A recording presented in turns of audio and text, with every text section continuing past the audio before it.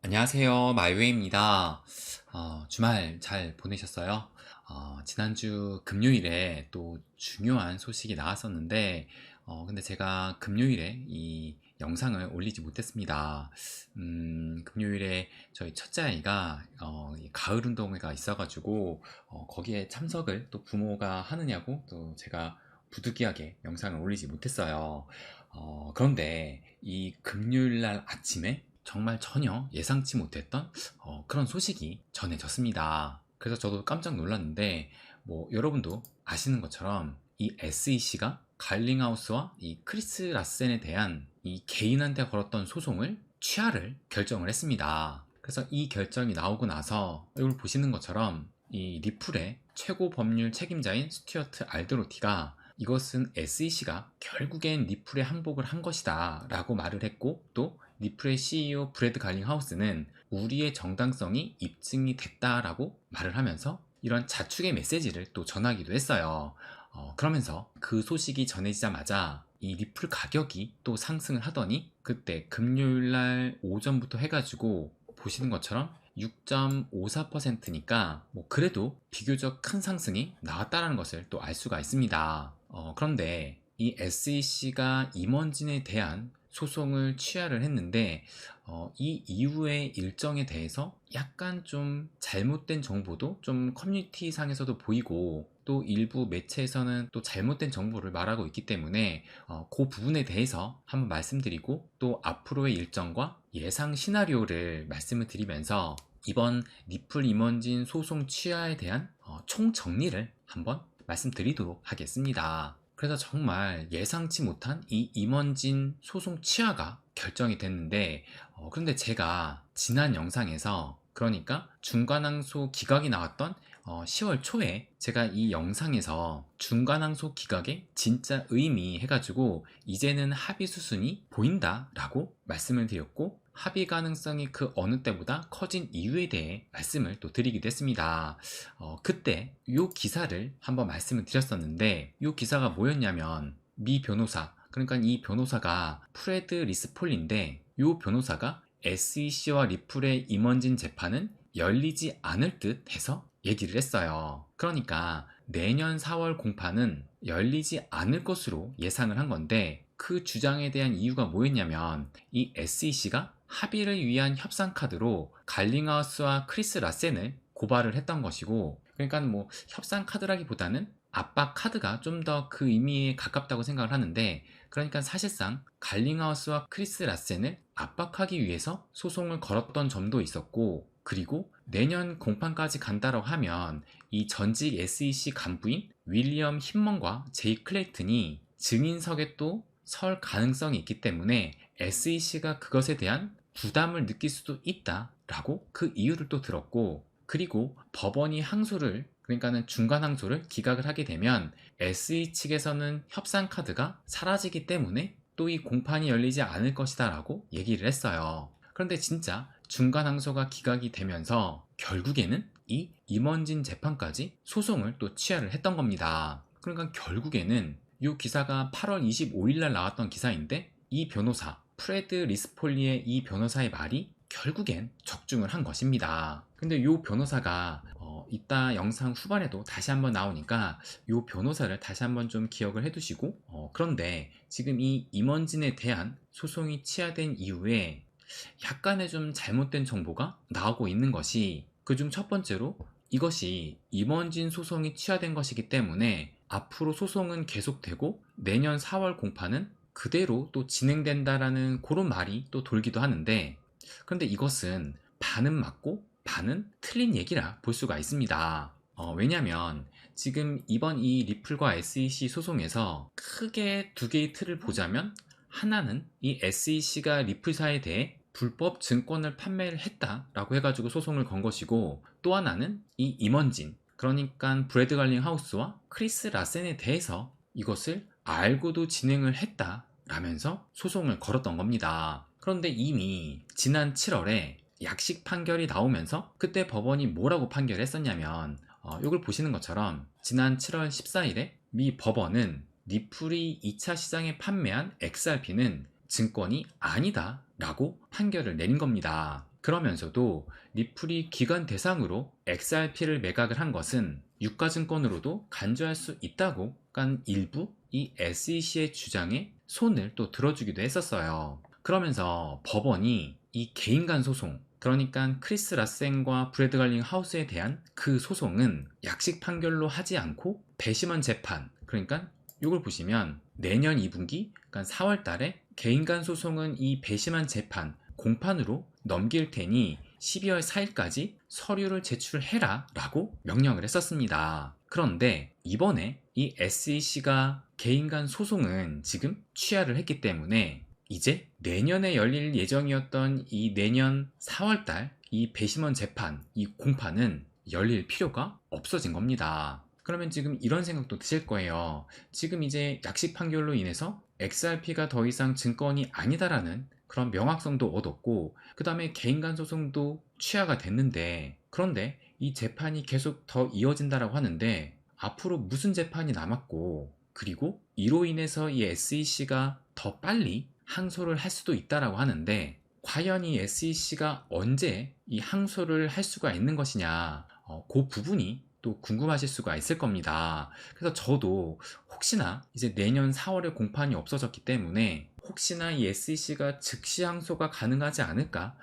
그 부분이 좀 우려스러웠었는데, 그런데 이 부분에 대해서 이걸 보시면 또 누군가가 이런 얘기를 했어요. 렌 노이너라는 뭐 CNBC에도 출연하는 쇼 호스트라고 하는데, 뭐라고 얘기를 했냐면 SEC의 이번 이 임원진 소송 취하가 축하할 이유가 뭐 있느냐라고 얘기를 하면서 이것이 의미하는 바는 SEC가 해당 사건에 더 빨리 항소할 수 있는 것이다 라고 얘기를 하면서, 이전에는 이 공판이 끝날 때까지 기다려야 했지만 이것을 소송 취하했기 때문에 이제는 즉시 항소를 할 수 있다 라고 얘기를 했습니다. 그래서 진짜 이 즉시 항소가 들어가게 되면은 또다시 이것은 또 이 리플한테 뭐 어쨌든 또 하나의 족쇄를 또 채울 수가 있을 텐데, 그런데 이 부분에 대해서 요 존 디튼 변호사가 이런 장문의 또 트윗을 올렸습니다. 그래서 저도 이 트윗을 보고 그 궁금증이 상당히 해소가 되었는데, 그래서 제가 이것을 공유를 하면서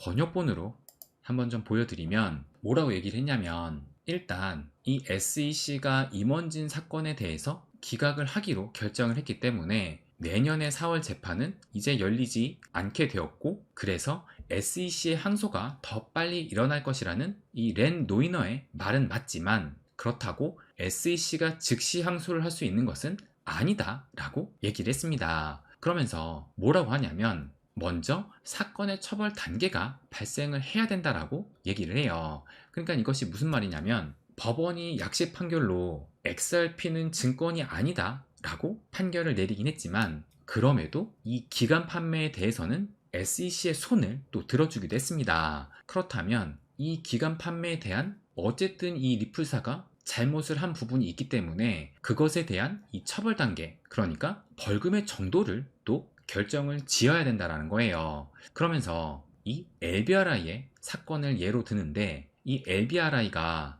약식 판결이 2022년 11월 7일에 내려졌었는데, 그런데 그 이후 최종 판결은 이 약식 판결 후 8개월 뒤인 2023년 7월에 나왔다라고 얘기를 합니다. 그러면서 LBRI 같은 경우는 SEC는 이 8개월 동안 계속 이 소송이 진행이 되면서 뭐 벌금 환수 등으로 해가지고 처음에는 2,300만 달러를 요구를 했었는데, 그러니까 처음에는 2,300만 달러로 어마어마한 금액을 요구를 했었는데, 그런데 결국에는 그 나중에 가서는 13만 달러로 정말 대폭 이 벌금이 줄어들었던 거예요. 그러면서 이 2,300만 달러가 넘는 논쟁을 벌이는데도 8개월이 걸렸는데, 리플의 경우는 지금 뭐 위반한 사이즈가 7억 7천만 달러이기 때문에 뭐 이보다도 더 길어질 수 있다라는 그런 뉘앙스로 지금 이야기를 하고 있는 겁니다. 그러면서 지금 이 벌금에 대한 최종 판결이 남아있기 때문에 이것은 수개월이 걸릴 수가 있을 것이고, 그렇기 때문에 즉각적인 항소는 없을 것이다 라고 얘기를 한 것입니다. 그러니까 결론적으로는 내년 4월 공판이 이제 열리지는 않게 됐지만, 일단 그렇기 때문에 이 SEC의 항소는 예정보다는 좀 더 빨라질 수는 있겠지만, 그렇다라고 해서 즉시 항소를 할 수 있는 것은 아니다 라고 볼 볼 수 있다라는 겁니다. 그렇다면 앞으로는 어떻게 될까? 그 부분에 대해서도 한번 말씀을 드려보면, 일단 제가 생각하기에도 그렇고 또 여러 의견들을 봤을 때 합의의 가능성이 그 어느 때보다 좀 더 가까워지고 있다라고 얘기가 나오고 있어요. 그래서 다시 이 SEC가 소송을 취하했던 그 문서를 한번 좀 보여드리면, 바로 요 문서인데, 요 문서 하단에 보면 이 SEC가 기존과는 다르게 이 리플사와 협의할 의향은 있다는 것이 느껴지기도 합니다. 물론 그 협의하는 부분이 조금 전에 말씀드렸던 이 리플사가 잘못한 부분, 그러니까는 기간 판매에 대해서 협의할 준비가 되어 있다라고 얘기를 하면서, 그것에 대해서 이제 11월 9일까지 이 리플사의 답변을 기다리겠다라고 얘기를 했어요. 그래서 저도 지금 장문에 글을 쓰면서 SEC도 명분을 얻어야 된다라고 말씀을 드리면서, 이 기간 판매에 대해서 리플사가 벌금을 내는 그런 명분을 만들면서 합의할 가능성이 크다라고 생각을 했는데, 그런데 이런 생각은 현재 변호사들 역시 그 가능성을 또 크게 보고 있습니다. 그래서 조금 전에 보여드렸던 요 임원진 재판이 열리지 않을 것으로 정확히 예측을 했던 요 프레드 리스폴리 변호사가 이 소송 취하가 나온 직후에 또 뭐라고 얘기를 했냐면, 리플은 SEC와 소송 합의 금액에 대해서 논의 중일 것이다 라고 하면서, 조금 더 자세히 보면 프레드 리스폴리 변호사가 리플은 미국 증권거래위원회 SEC와 소송 합의 금액을 논의하고 있을 것으로 추측이 된다 라고 얘기를 하면서, SEC가 브래드 갈링하우스와 크리스 라슨 등 리플 경영지 상대 소송을 취한 것은 소송 자체가 말도 안 되는 의미였거나 법원이 SEC를 더 이상 신뢰할 수 없다고 판단했다라는 것이고, 그래서 소송을 취한 것은 최종 합의에 임박했음을 뜻한다 라고 또 주장을 했어요. 그러니까 지금은 그 어느 때보다 이 최종 합의가 가까워졌다라고 보고 있는데, 그런데 이 프레드 변호사뿐만 아니라